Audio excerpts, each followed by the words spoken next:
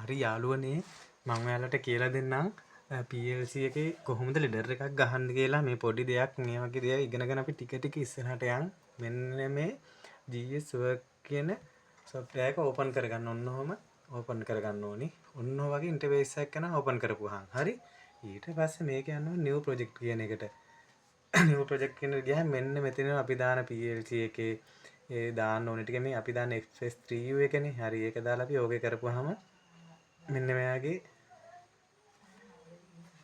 Interface එකක් එනවා. හරිද? කොහොම ආවට පස්සේ මෙන්න මෙතන අපි ටික් කරාම ඔන්න ඔය විදිහට එකක් එනවා. අපි ඒකට normally open normally close එකක් දාලා බලමු. එහෙම දාන්න මෙන්න මෙහෙම LD හරිද? LD හිස්තැන X1 X1 ගහලා ඕකේ කරන්න ඕනේ. බලන්න මොකක්ද දෙන්නේ කියලා. ඔන්න normally open එකක් ආවා. ඒ කියන්නේ මෙන්න මේ PLC එකේ බලන්න input එක. හරි? මේ තියෙන්නේ. ඔන්න input එක X වලින් යන්නේ. ඔය X1 මන් දුන්නේ. ඒ කියන්නේ push button එකක් on කරන විදිහ. push button එකේ තියෙන NONC කියලා හරි. ඊට පස්සේ අපි දීලා බලමු normally close එක. හරි? LDI ගන්න ඕනි. LDI හිස්තනක් X2 දාන්න. ඊට පස්සේ මේක ඔය කරලා බලමු. දැක්කනේ normally close එකක් ආවා. මේ තියෙන්නේ මේකත් බලන්න PLC එකේ. නේ? ඔන්න ඒ වගේ අපිට input දෙන්න පුළුවන්. මේක ඊට පස්සේ අපිට program කරන්න මේක අපිට මේ program කරන්න පුළුවන් මේ PLC card එකට.